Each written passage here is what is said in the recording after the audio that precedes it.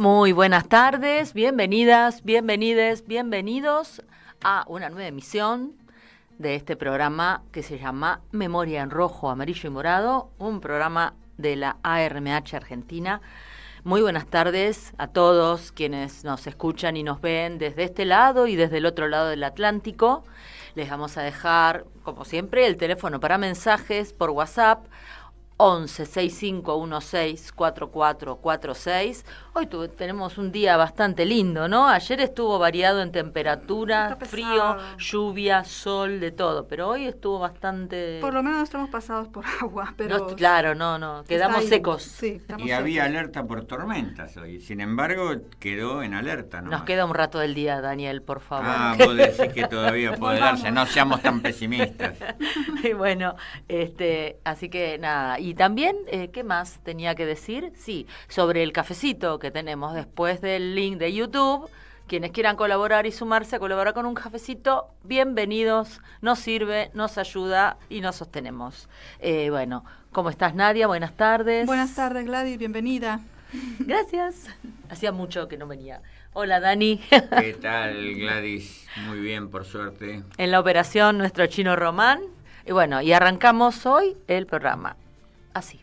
Bueno, nuestro mayor y enorme agradecimiento a quienes estuvieron acompañándonos el pasado lunes 25 en la legislatura porteña, porque estuvimos en un pequeño acto en el cual la ARMH Argentina fue declarada de interés por la defensa y promoción de los derechos humanos, y fue un momento muy emotivo y muy importante para esta asociación, porque si bien es joven acá en Argentina, es muy intenso el trabajo que viene haciendo la ARMH Argentina en relación a recuperar las historias de las víctimas del franquismo, de exilios provocados por el genocidio franquista.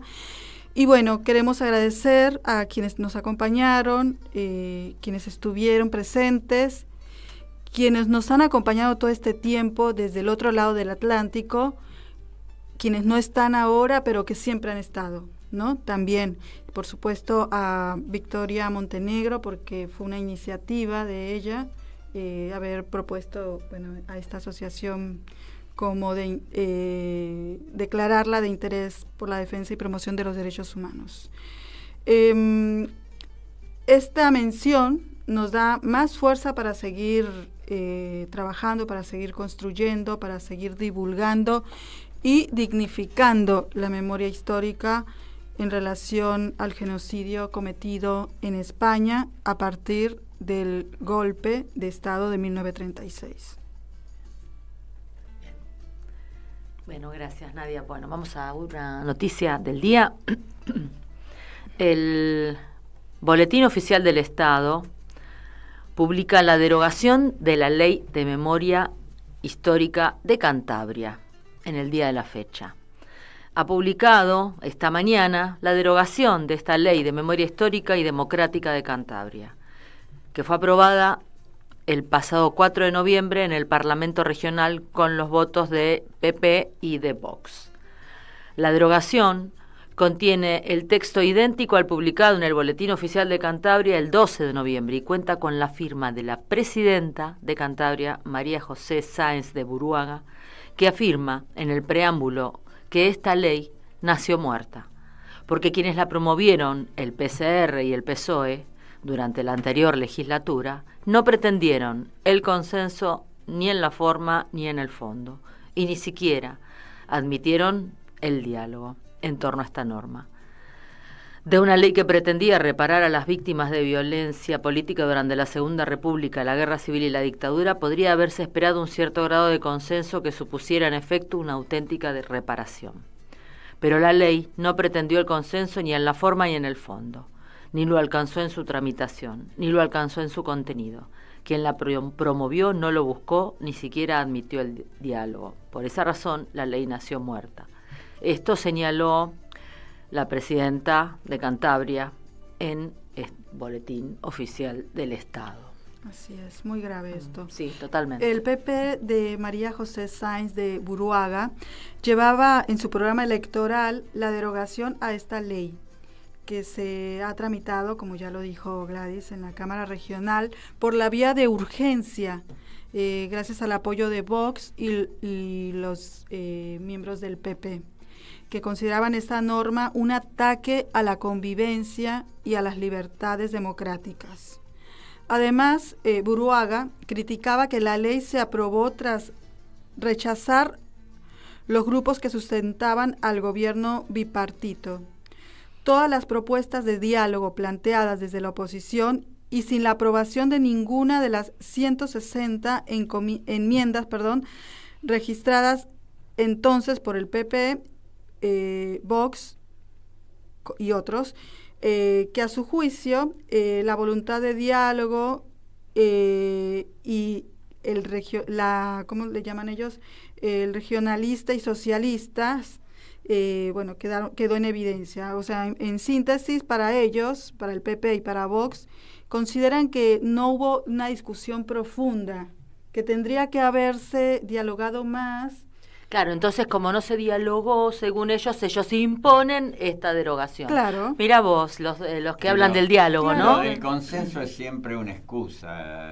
Siempre se acusa al otro de no sostener el diálogo, de no construir consensos. Como si la dictadura franquista hubiera construido consenso, como si el genocidio de Franco hubiera construido consenso. ¿De qué estamos hablando? Los partidarios de las dictaduras siempre invocan el diálogo y la concordia. Cuando les conviene el consenso y claro. cuando no lo usan. Por supuesto. Bueno, y consideramos que esta noticia es muy importante, es de hoy, y bueno, es ya otra señal más, ¿no? De más allá del negacionismo es esto, excede el negacionismo. Bueno, pero estas corrientes políticas, no el PP, que ya lo conocemos desde hace un montón, pero sí Vox, que es ultraderechista, y bueno, no es nada ajeno a lo que estamos transitando también nosotros por acá. Sí, se nos parece bastante. Así es. Bueno, ahora vamos a escuchar a la artística de nuestro compañero Daniel Campione. El ayer y hoy de la España sufriente. Historias, memorias y cultura en ambos lados del Atlántico. Daniel Campione en memoria en rojo, amarillo y morado. Memoria en rojo, amarillo y morado.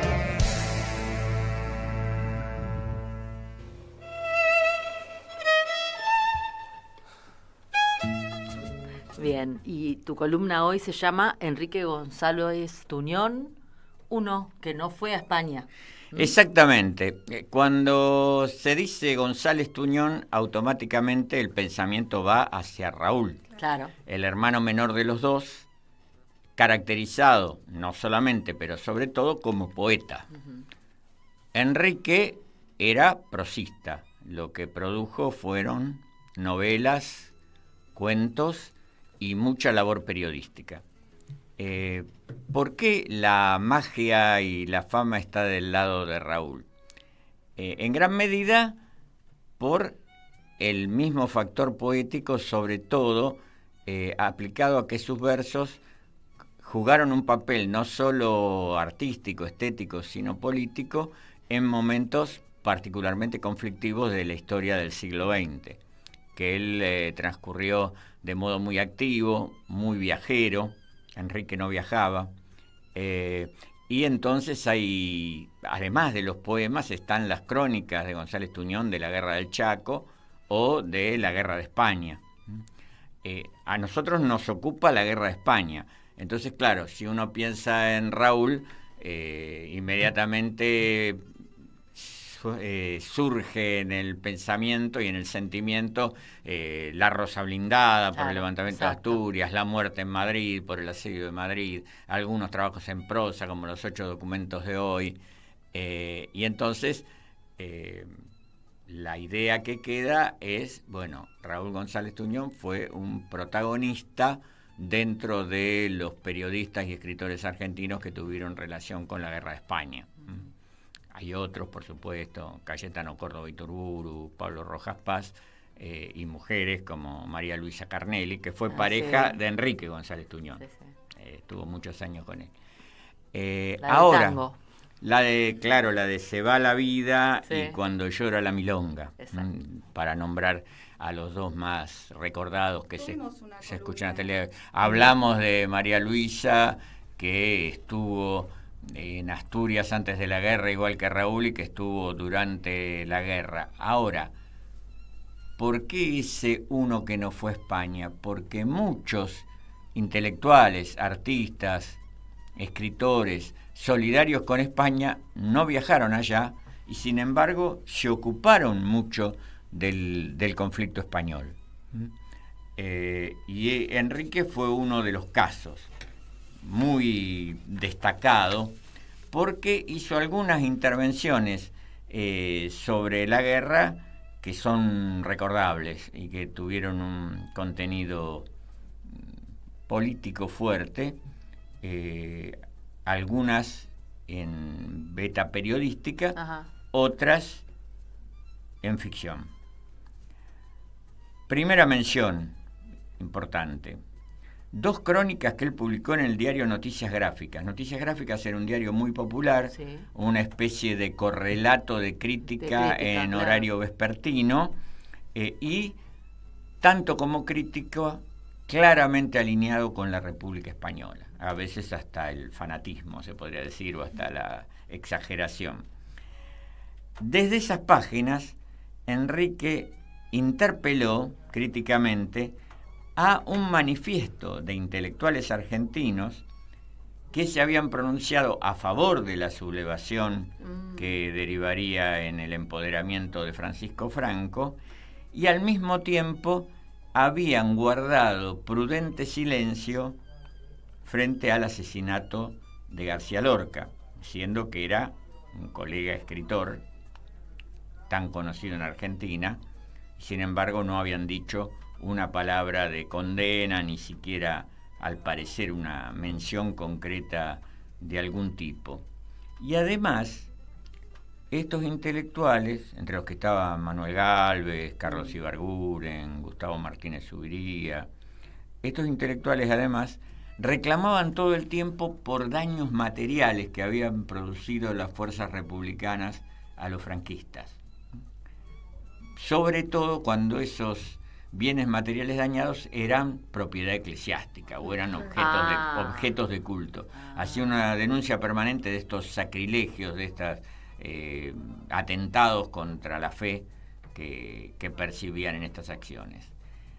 Enrique escribe: a vosotros, pequeños fantasmas, aprendices de fantasmas, sin coraje ni emoción para protestar contra el asesinato de un poeta, pero con la solapada cobardía para protestar contra la destrucción de los monumentos históricos. Los muertos, los verdaderos muertos, sois vosotros. Impresionante. Claro, y muy claro. Enrique juega no solo en este caso con esa idea de la vida y la muerte, exacto, con el fascismo, la reacción como la muerte y la vida en el lado contrario. Pero dije que había también referencias al conflicto en las ficciones de Raúl. Y esto se nota sobre todo en un cuento titulado Fin de semana. Allí el protagonista es una persona enajenada que sufre ensoñaciones, pesadillas, está como fuera de la realidad. Sin embargo, su particular forma de ser en el mundo es perforada, es alcanzada por la guerra de España. Y entonces en su momento él escucha las noticias de la guerra: Guernica arrasada, Barcelona oscura, se teme un bombardeo aéreo, fusilamientos en masa.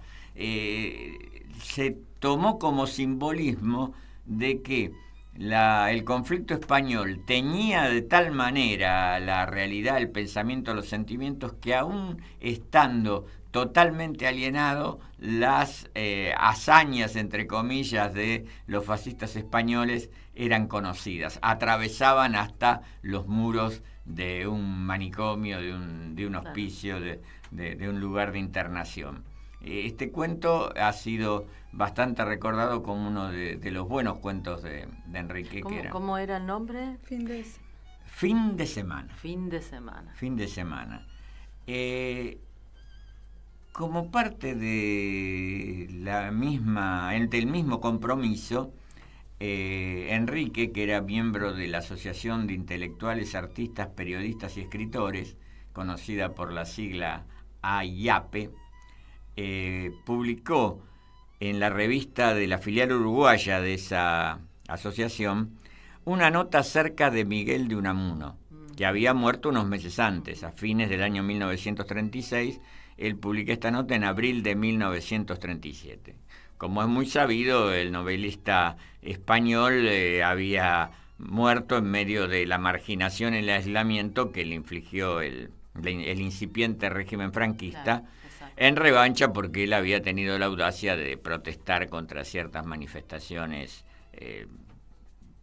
como hoy diríamos genocidas, el viva la muerte del general Millán de Astray, la idea de que había que... Sí, de tomar postura, por un lado, ¿no? Claro, él era franquista originalmente, sí. No franquista, porque Franco recién despuntaba, pero él estaba a favor del alzamiento, y era rector de la Universidad de Salamanca, y sin embargo termina visualizando su error a partir de las bestialidades que se decían concretamente en ese acto por el 12 de octubre. Como a quererles hacer sentir un escarmiento por haberse expresado, por haber tomado parte. Claro. Por haber tenido la valentía de expresarse, aún en algún momento siendo parte. O sea, hay que ser crítico, a pesar de verlo de una manera, ser crítico.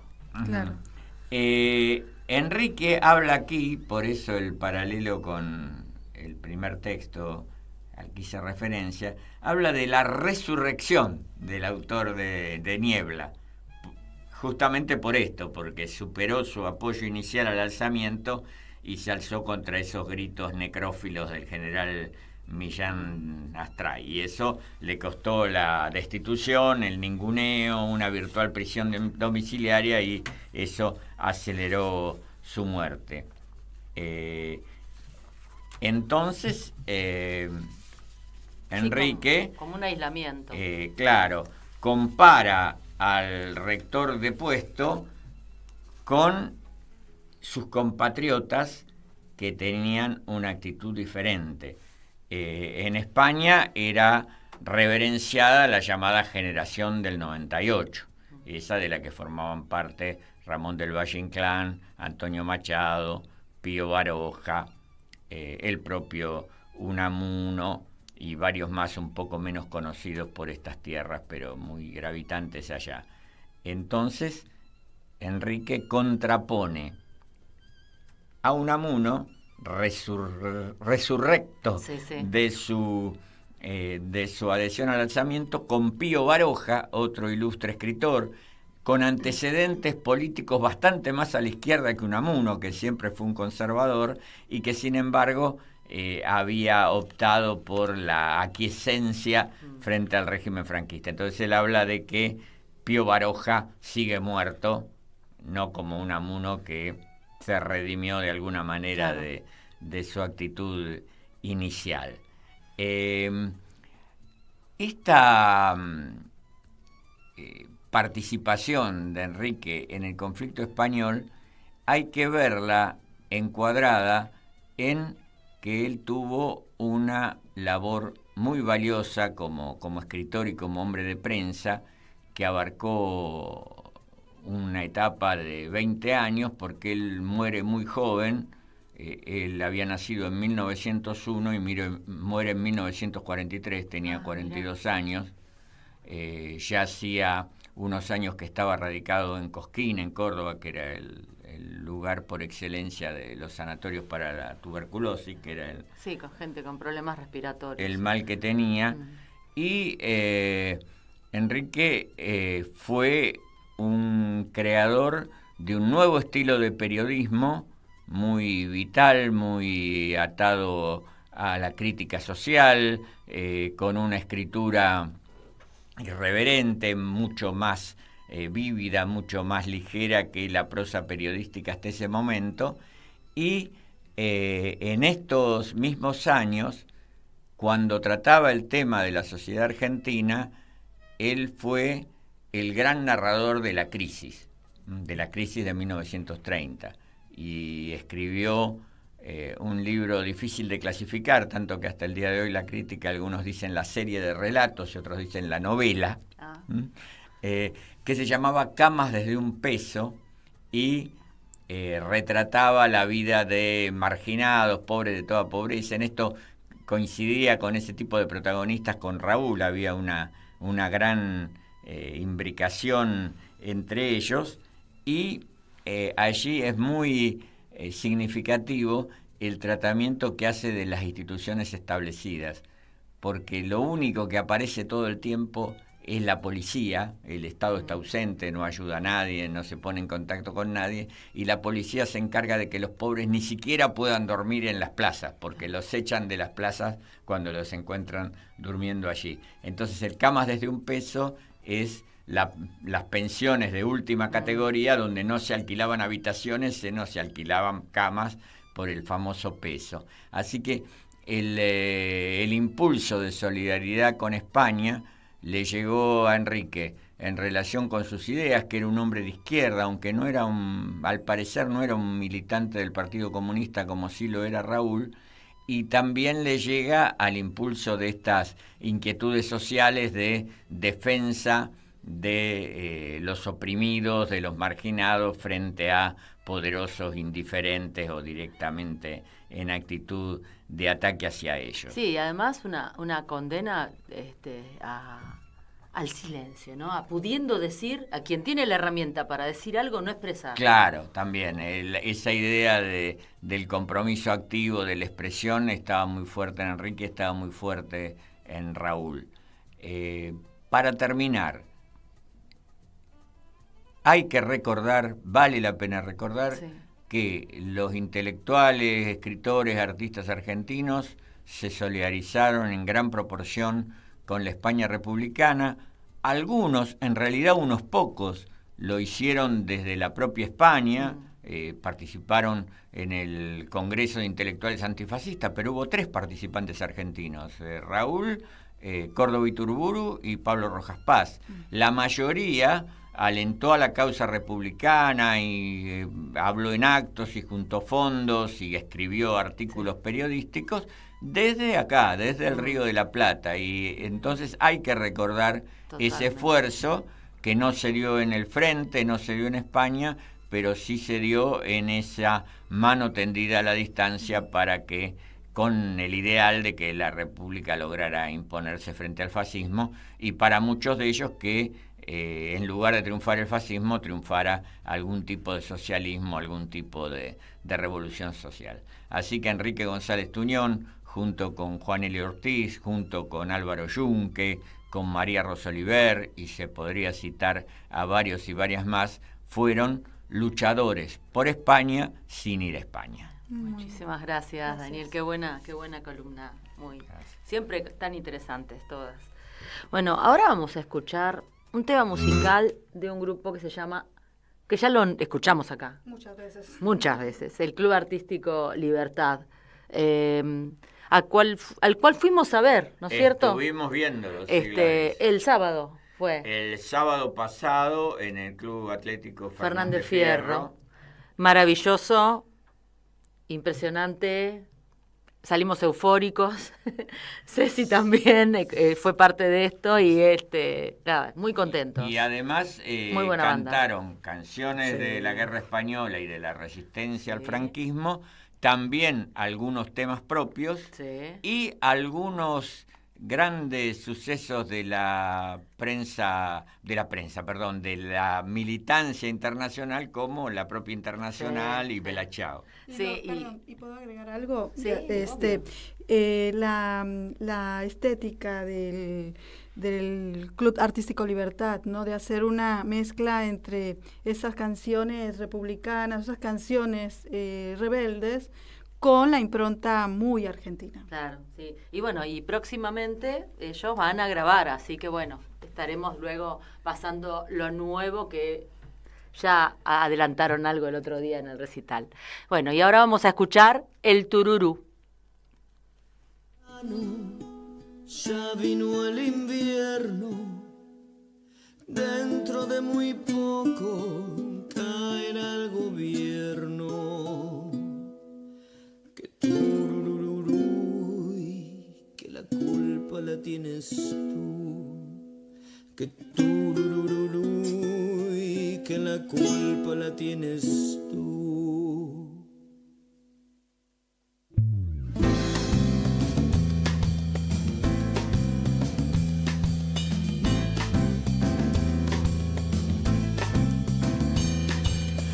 España nadie come ya caliente. Nos vamos a hacer una funda para los dientes.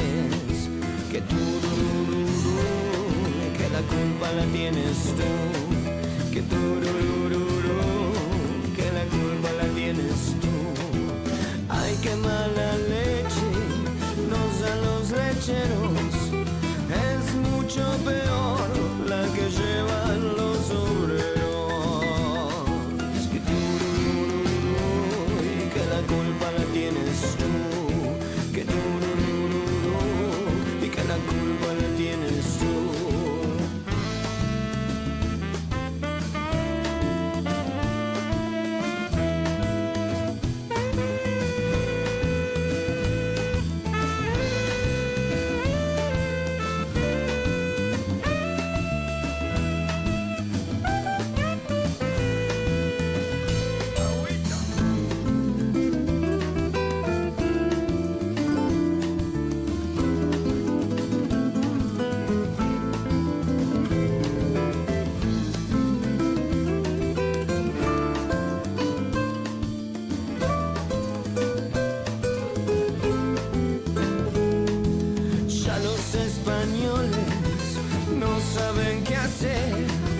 En cuanto se mueven los van a detener. Que turururú, que la culpa la tienes tú. Que turururú, que la culpa la tienes tú. España no ha muerto, no puede morir. Al pueblo y a la flor no los mata el fusil. La culpa la tienes tú, que turururú, que la culpa la tienes tú.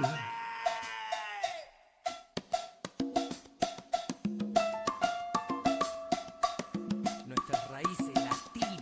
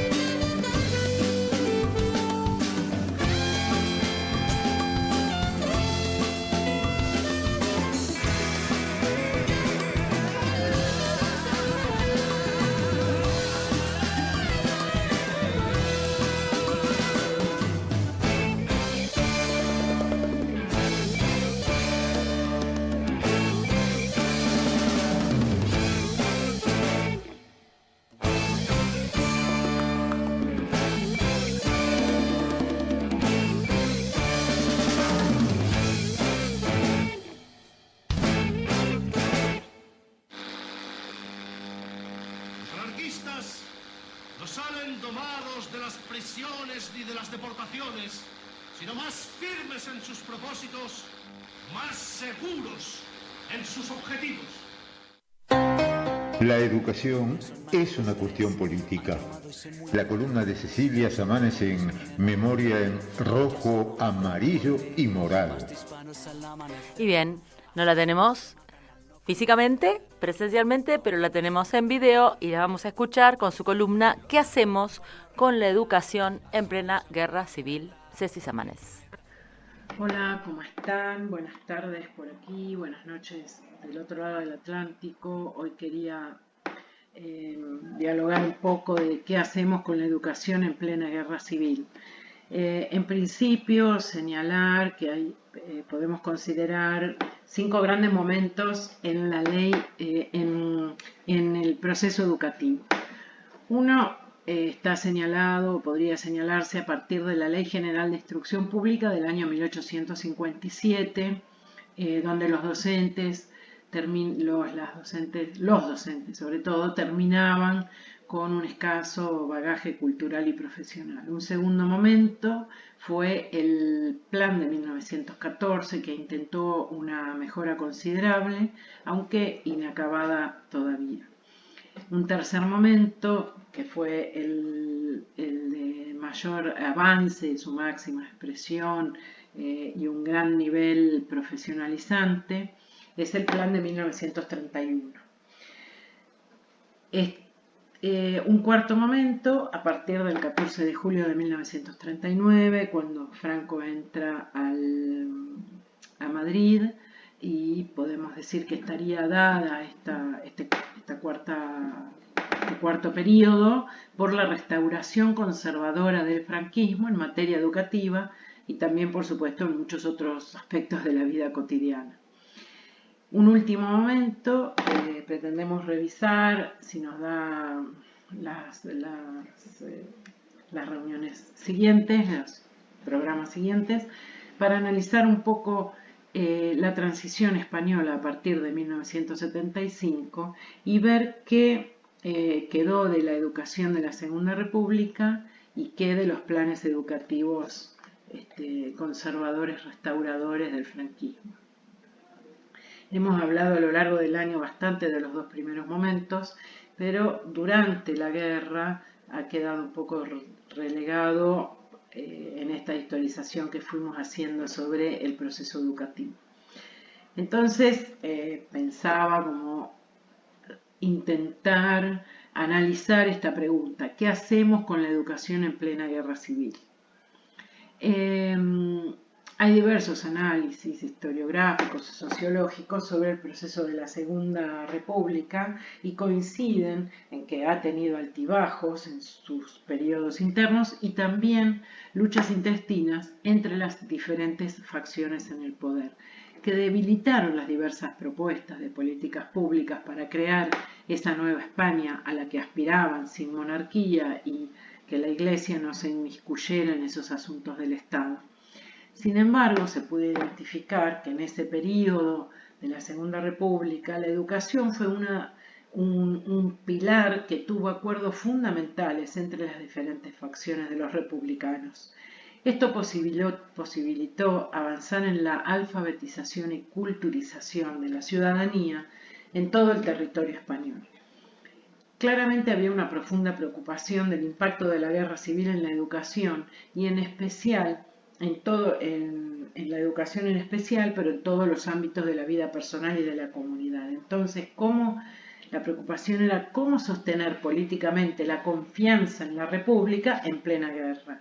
Y el vehículo que vieron como posibilitador de esto era la enseñanza, formar maestros que a su vez impartieran en las aulas la mirada y las políticas de la Segunda República. Entonces se continuó con el plan profesional vigente desde 1931, aunque la guerra dificultó esa formación, la promoción y el sostenimiento de las escuelas, y asociado a 2 cuestiones políticas fundamentales. Una, la necesidad creciente de contar con maestros y maestras, dada que la República creaba muchas escuelas a lo largo de todo el territorio español, pero a la vez había un abandono de las tareas en el aula porque muchos educadores y educadoras iban a luchar en el frente.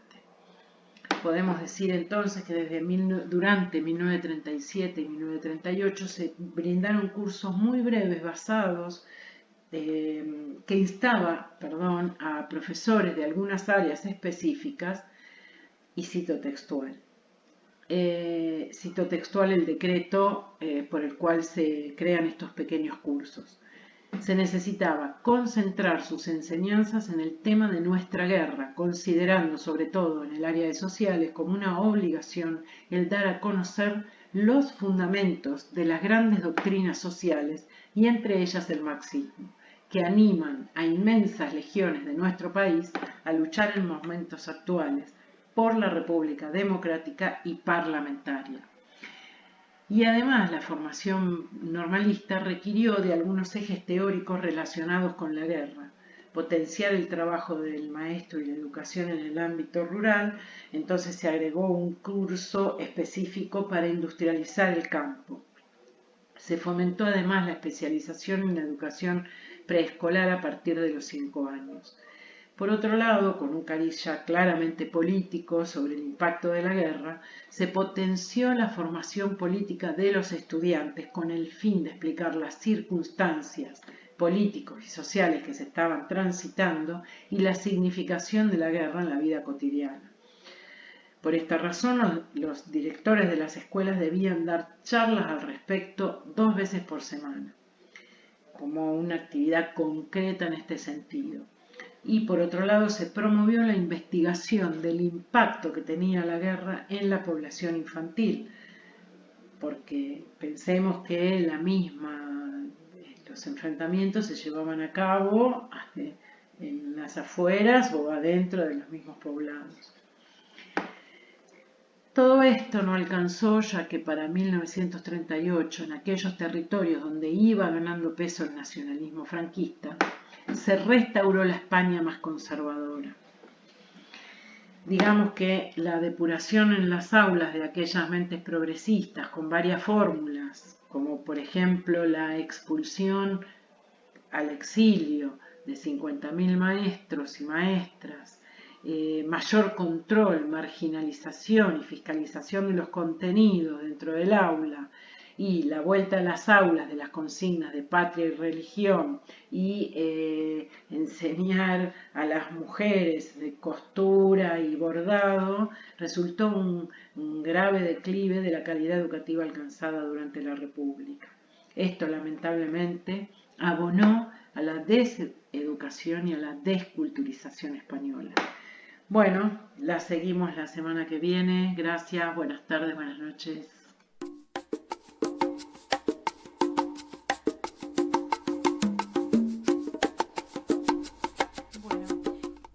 Bueno, gracias a Cecilia por su columna muy, muy interesante. Y bueno, hemos venido esta semana con muchas actividades y el pasado viernes 22 hubo una presentación, ¿sí?, del libro de Susana Falcón, que vino desde el otro lado del Atlántico a presentar el libro acá en el Centro Cultural de la Cooperación, donde estuviste, Daniel.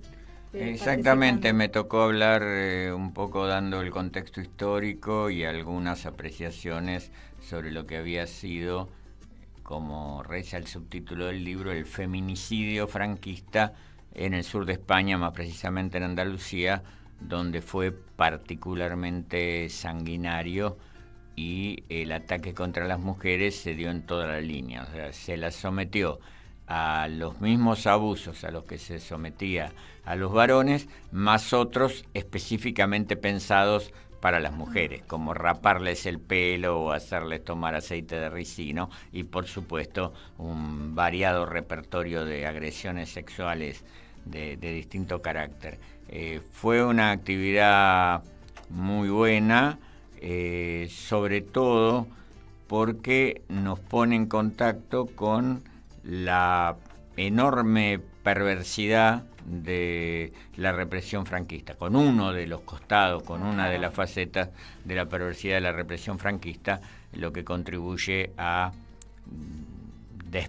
despejar esa idea de que, bueno, que el franquismo fue sobre todo una dictadura conservadora, porque el libro de Susana toma no solo lo que ocurrió durante la guerra, sino también en el transcurso del franquismo, incluso algunos hechos relativamente recientes, o sea que da una imagen integral de lo que fue esa represión y lo da con un lenguaje poético. No es un libro de historia, no es una investigación periodística, sino que es sí investigación, pero volcada como poesía, como no versos clásicos de los con rima y ritmo, pero sí de una indiscutible beta poética.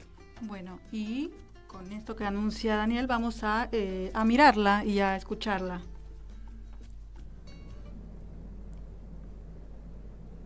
Josefa Muñoz, Jaén. Baldosa y media para cada una, cada mujer en su baldosa correspondiente. Humilladas, golpeadas, fusiladas. Así lo contó Josefa de aquel convento en Jaén. Baldosa y media para cada una, cada mujer en su baldosa correspondiente. Las horas de la noche, el pecho contra el suelo helador. Los gritos van llamando a las que van a ser fusiladas. Y al llegar las claras del día, otra vez los gritos, ¡al patio! ¡Al patio! Horas y horas de pie. Con calor, con frío, con lluvia, las más hambrientas, las enfermas, las más desfallecidas caen. No dejan que sus compañeros las auxilien. Baldosa y media para cada una, cada mujer en su baldosa correspondiente. Y ese miedo como un guante pegado al cuerpo, como aquella vez en la capilla, cuando una mujer que llevaban a fusilar advirtió a su hija, también prisionera, no te dejes engañar, no te dejes engañar. Baldosa y media para cada una, cada mujer en su baldosa correspondiente. Y el hambre, ese hambre infinito de las prisioneras, un caldo pestilente, oscuro, en el que si tenía suerte flotaban algunas habas como piedras del camino, como guijarros, pero que eran piezas codiciadas de caza. Parece hambre infinita de las presas. Baldosa y media para cada una, cada mujer en su baldosa correspondiente. Fusiladas, golpeadas, violadas. Así lo contó Josefa, que como diría el poeta Neruda, vivió para contarlo. Bueno. Y ahora vamos a escuchar un audio de otra compañera que ella está también desde el otro lado del Atlántico ahora, que es Soledad Luque Delgado, y ella nos va a hablar sobre la jornada del Patronato de Protección de la Mujer. La escuchamos, por favor.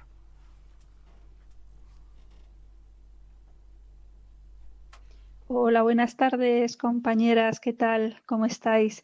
Hoy vengo a hablaros de una institución franquista de represión contra las mujeres, de la que hasta hace algunos años pues no había demasiada investigación hecha. Afortunadamente, sí que desde 2010, 2011 aproximadamente, muchas mujeres, en especial una investigadora muy famosa aquí en España, Consuelo García del Cid, se ha ocupado de investigar esta institución y todo lo que conllevó en su día las actividades y las prácticas represivas que se produjeron allí contra las mujeres internadas.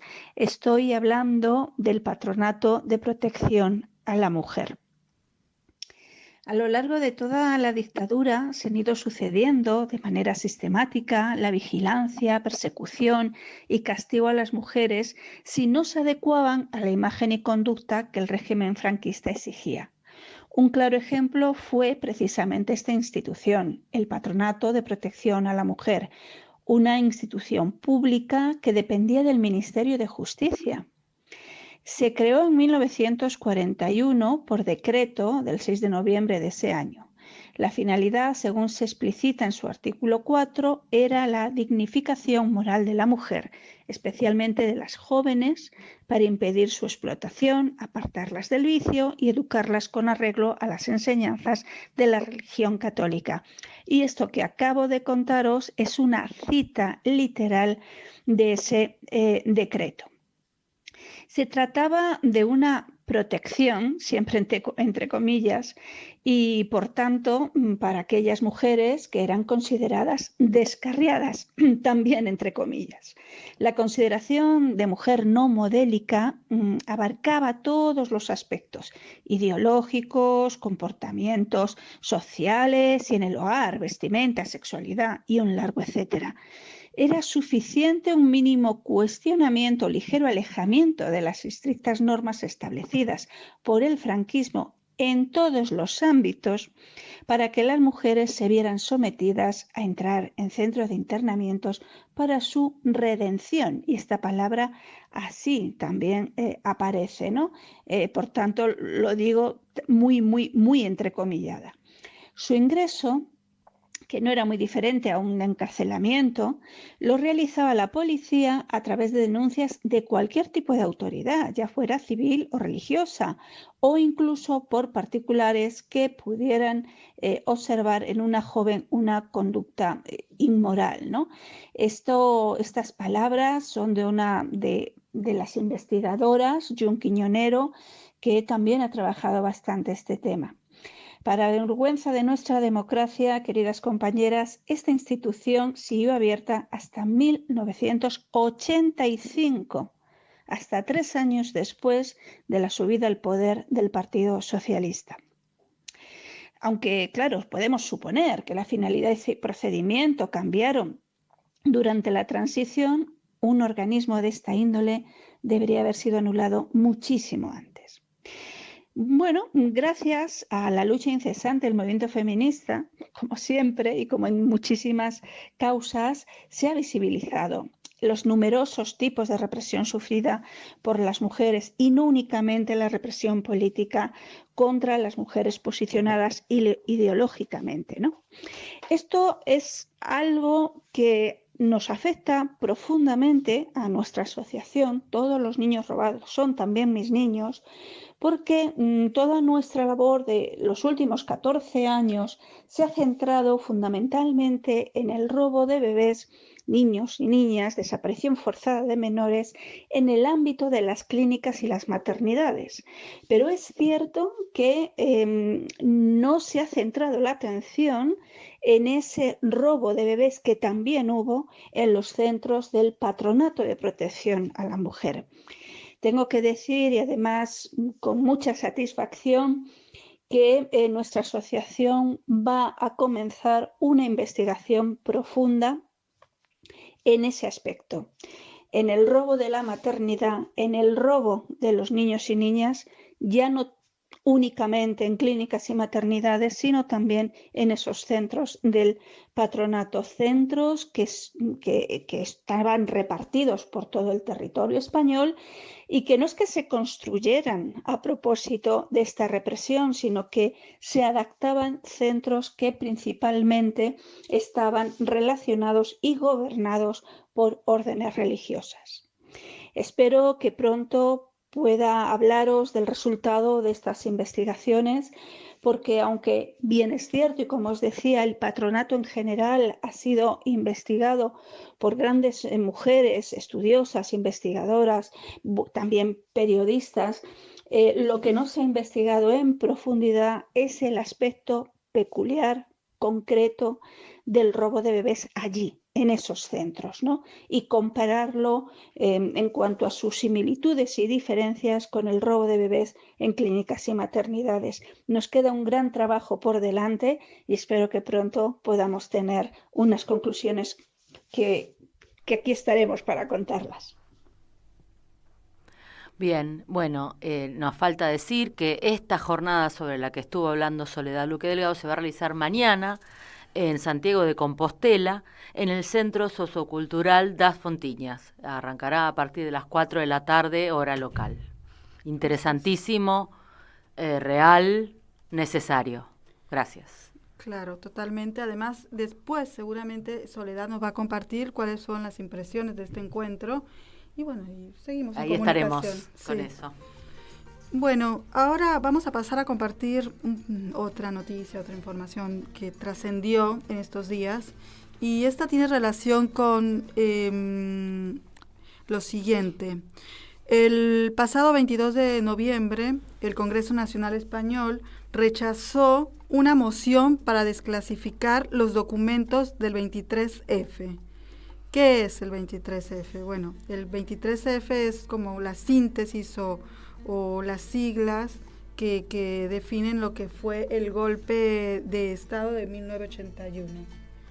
No, ¿qué es esto? Bueno, en esa época estamos hablando que en 1981, cuando estaba el periodo de, digamos, de transición claro, de la democracia, bueno, fueron días complejos, ¿no, Daniel? Era primer ministro o presidente de gobierno, como se dice en España, Adolfo Suárez González, que era descendiente directo del franquismo, tanto que había sido máximo dirigente de Falange Tradicionalista Española. Así que estábamos en una etapa de posfranquismo. Así es. Bueno, esto es muy importante para poder entender por qué es trascendente esta noticia, ya que es importantísimo desclasificar esos documentos, ¿no? Para poder conocer la verdad. Bueno, en ese sentido, 291 votos en contra, incluidos los del PSOE, la democracia española sigue encerrada en una transición que teme a su propia historia. Eso es, digamos, la conclusión que podemos decir, ¿no? ¿Por qué no se puede avanzar? Es un paso hacia adelante y dos hacia atrás. Javier Sánchez Serna, de Podemos, lo dijo claro. La ciudadanía no puede seguir tratada como menor de edad, pero una vez más el poder elige el silencio. ¿A quiénes protegen? ¿A quién protegen? Bueno, han pasado ya 43 años y aún no sabemos quién estuvo detrás del golpe. Las instituciones siguen protegiendo la versión oficial diseñada para proteger a los poderosos, no para informar a la gente. ¿Cuál es el argumento para no desclasificar? Que peligra la seguridad del Estado, pero ¿qué seguridad protege el silencio sobre un episodio del pasado? Lo que peligra no es el Estado, sino las élites que pactaron su control. Tal cual. El PSOE, una vez más, se alinea con la opacidad. Presumen de progresismo, pero cuando hay que elegir entre la democracia y los pactos de la transición, siempre eligen lo segundo. No es solo el 23F. Este país sigue atrapado en los silencios de la transición. Amnistía para los verdugos, impunidad para el franquismo, blindaje para la monarquía. La democracia sigue sin memoria. Mientras el 23F sigue oculto, no podremos decir que vivimos en una democracia plena. Sin memoria no hay justicia, sin justicia no hay futuro. Hay verdades que parece que el poder nunca estará dispuesto a desenterrar. Así es, muy importante esto, Gladys. Y lamentable. Sí, totalmente. Sin duda, llamativo, no llamativo por asombroso, llamativo por la necesidad de subrayarlo, el hecho de que el Partido Socialista Obrero Español vote una y otra vez en contra de acciones de esclarecimiento, de levantamiento de secretos, etcétera. Y como se dijo bien acá, es indiscutible que sigue preso o sigue habitando con comodidad, no se sabe, la lógica de la transición, de la impunidad, de la amnistía general. Bueno, ya nos estamos yendo, Gladys, bueno. pero antes quisiéramos compartir una efeméride, ¿no? Dale, vamos. Manuel Calvelo e Isabel Ríos. Bueno, el 25 de noviembre del 2014 se presentó la primera denuncia en Chile sobre 2 víctimas del franquismo. Esto fue en el Consulado Argentino de Santiago, para que se incorpore a la causa que llevaba en ese momento adelante en Buenos Aires la jueza Cervini. para que tratase el asesinato de Manuel Calvelo López, fusilado en la cárcel de Santiago de Compostela el 31 de diciembre de 1936, y también el asesinato de su esposa Isabel Ríos, fallecida en España en 1997.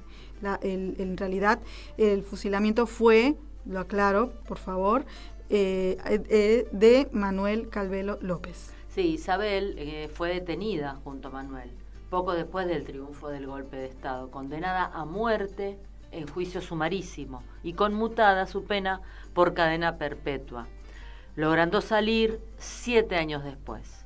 Vivió con sus hijos en A Coruña hasta que pudo viajar a la Argentina, donde se contactó con otros exiliados españoles, huyendo de las dictaduras del Cono Sur. Pasó a Chile, luego a Perú y regresó finalmente a España.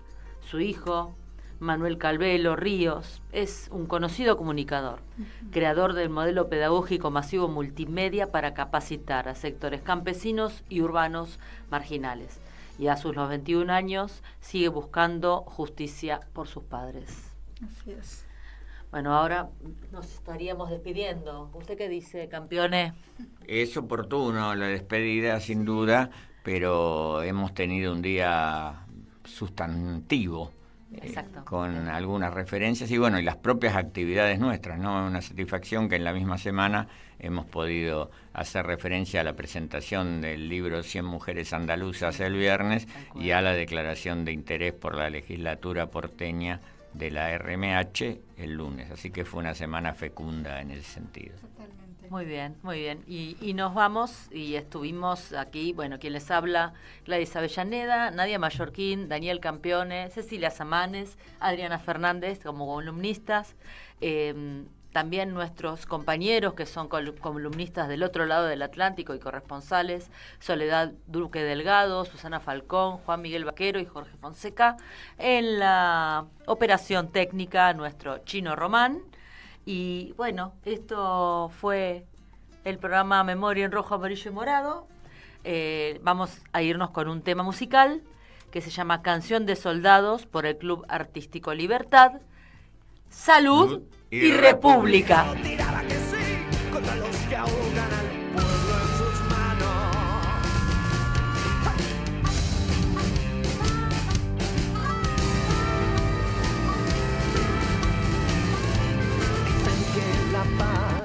Es un fusil y una bandera. Mi patria son mis hermanos que están labrando la tierra. Mi patria son mis hermanos que están labrando la tierra. Mientras aquí nos enseñan cómo se mata en la guerra. Y ay, que yo no tiro que no, que yo no tiro que no, ay, que yo no tiro contra mis hermanos. Ay, que yo tiraba que sí, que yo tirara que sí, contra los que ahogan al pueblo en sus manos.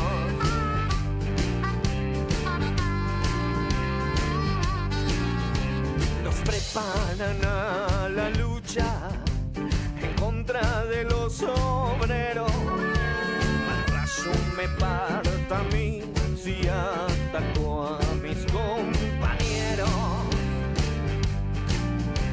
La guerra que tanto temen no viene del extranjero. Son luchas de proletarios como los bravos mineros. Y ay, que yo no tiro que no, que yo no tiro que no, ay, que yo no tiro contra mis hermanos. Y ay, que yo tiraba que sí, que yo tiraba que sí, contra los que ahogan al pueblo en sus manos.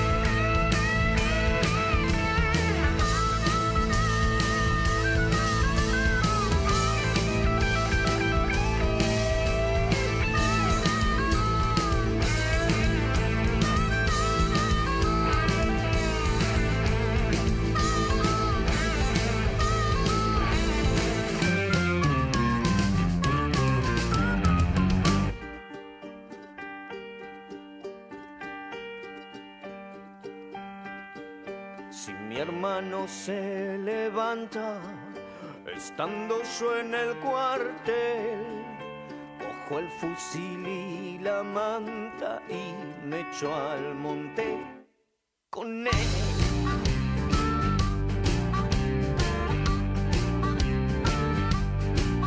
Oficiales, oficiales, tenéis mucha valentía.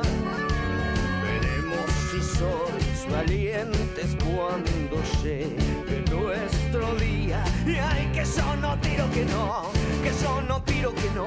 Ay, que yo no tiro contra mis hermanos. Ay, que yo tiraba que sí, si yo tiraba que sí, contra los que ahogan al pueblo en sus manos. Y ay, que yo no tiro que no, que yo no tiro que no. Ay, que yo no tiro contra mis hermanos. Y ay, si yo tiraba que sí, que yo tiraba que sí, contra los que ahogan al pueblo en sus manos.